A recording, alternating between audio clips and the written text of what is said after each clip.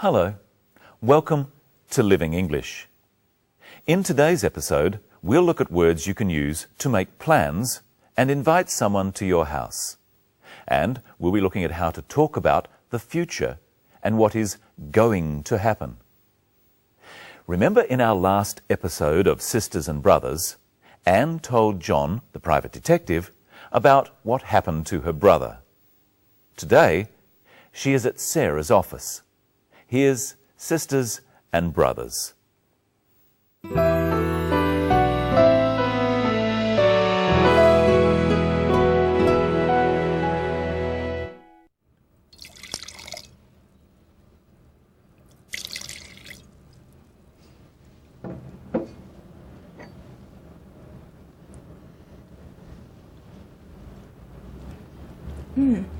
It's very smooth. Good flavour too. It sells well in restaurants here. I think these will sell well in Singapore. The samples you sent me were very popular with our staff. You seem to understand our taste in Singapore. Thank you. It's my job to know what my clients like.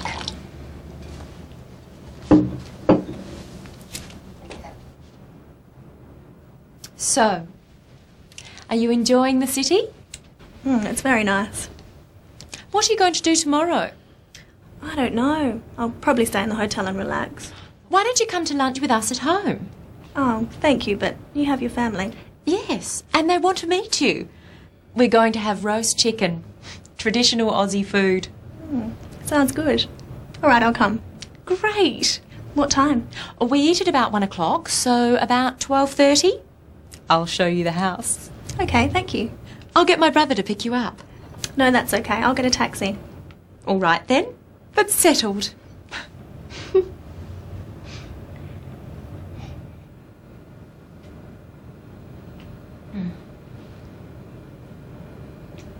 Let's look at how Sarah asks Anne about her plans.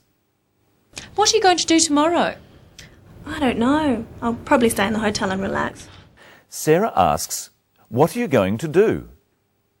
Going to is used to talk about future plans. Repeat the phrase with the clip. What are you going to do tomorrow? Sarah invites Anne to her house. What are they going to have for lunch? Listen. We're going to have roast chicken, traditional Aussie food. They're going to have roast chicken. Let's practice going to. First, the question. What are you going to do tomorrow? Let's ask the question with different subjects. First, he. What is he going to do tomorrow? They. What are they going to do tomorrow? Now, let's look at the answer. Anne is going to relax. So she would say, I'm going to relax. You try answering the question. What are you going to do tomorrow? I'm going to relax. What is she going to do tomorrow? She's going to relax. What are we going to do tomorrow? We're going to relax. What are they going to do tomorrow? They're going to relax. There's another way of talking about the future, to use the word will. Listen again to what Anne says about her plans for tomorrow. What are you going to do tomorrow? I don't know. I'll probably stay in the hotel and relax. Anne says, I'll probably stay in the hotel. I'll is short for I will. This is another way of talking about the future. I will do something. Listen to see how many times you can hear I'll in this next clip.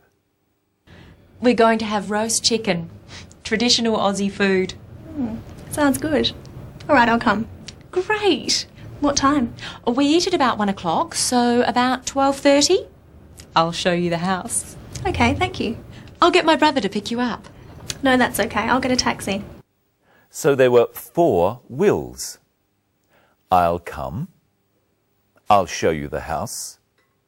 I'll get my brother to pick you up. And I'll get a taxi. And as we've seen before on Living English, I will becomes I'll. So when do you use will and when do you use going to? Notice that all of these actions in the future are single actions. I'll get a taxi. I'll show you the house. We use will for a definite single action in the future. We use going to for less definite or longer actions. What are you going to do tomorrow? Now, let's look at how Sarah invites Anne to her house. Why don't you come to lunch with us at home? She says, "Why don't you come to lunch?" She doesn't really want to know why Anne doesn't come. She wants Anne to come. She is inviting her to come. Practice with the clip. Why don't you come to lunch with us at home? Now try asking with some different invitations, such as, "Come to dinner." Why don't you come to dinner? Try this chicken. Why don't you try this chicken? Go home. Why don't you go home? Ring me tomorrow. Why don't you ring me tomorrow? All of these are examples of making a suggestion. So if I say, "Why don't you ring me tomorrow?" I want you to ring me tomorrow. I'll ring you tomorrow if you like. Hello, Michelle. Hello. What are we going to talk about today? Well, I've brought my calendar so we can talk about days in the future. First, let's review the days of the week. You say them at home too. Monday, Tuesday, Wednesday, Thursday, Friday, Saturday, Sunday. Brenton, we need to make an appointment to discuss the program. When can we meet? When are you free? Well, I'm free today after this. No, I'm seeing a friend today. What about tomorrow? I'm busy tomorrow. I'm working. What about Wednesday? I'm sorry. I'm going out on Wednesday. What about Saturday? Oh, no, on Saturday I'm going to do the shopping. Well, we can't meet this week. What about next week? Well, I'm very busy next week, but I can see you on Monday. Monday it is. It's Monday today, so I'll see you next Monday. Next Monday in a week's time. What time? How about 10 o'clock? Okay, I'll see you at 10 o'clock next Monday morning. That was very difficult. Let's look at how we talk about future dates. First, today.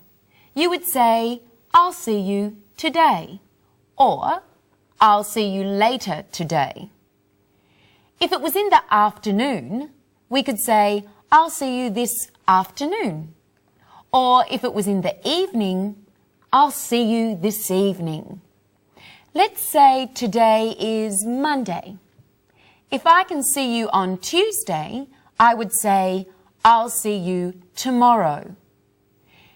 If I can see you on Wednesday, I could say, "I'll see you the day after tomorrow."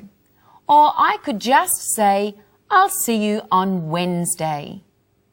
We use on before the name of any day. And notice how the days have a capital letter. If our appointment is in the week we are in now, I would call it this week. But if it's next week, then I say, I'll see you next week. The same goes for the month. This month is the month that is happening now. Next month is the month after. Or the year. This year, next year. And if I want to say a particular month, I use in. I'll see you in July. I'll see you in December. And when we say a particular time, we use at. I'll see you at 2 o'clock. I'll see you at 4:30. But if we want to say how far in the future the appointment is, we use in.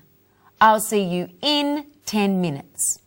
I'll see you in 2 hours. I'll see you in a week. I'll see you in a month. That sounds complicated, Michelle. Not really. We just have to remember whether to use on, at, or in. Let's practice. I'll say a time and you say, I'll see you on, at, or in that time. You try one, Brenton. Okay. A week. I'll see you in a week. Perfect. Now you try at home. A month. I'll see you in a month. 6 o'clock. I'll see you at 6 o'clock. January. I'll see you in January. Thursday. I'll see you on Thursday. 2 years. I'll see you in 2 years. This afternoon. I'll see you this afternoon. That was a trick one. Remember, we can also use this before the words morning, afternoon, evening, week, month, or year. We can say this year or next year, this week or next week, and so on. And that's about all we have today, Brenton. But before we see the story again, there's one thing that I don't understand. Well, what's that, Michelle? Let's watch the end of the clip. I'll get my brother to pick you up. No, that's okay. I'll get a taxi. All right then, but settled. Why does Sarah want her brother to pick Anne up? Can't she walk? No, Michelle, he isn't really going to carry her. To pick someone up is to give them a lift in your car. Oh, are you going to pick me up for our meeting? No?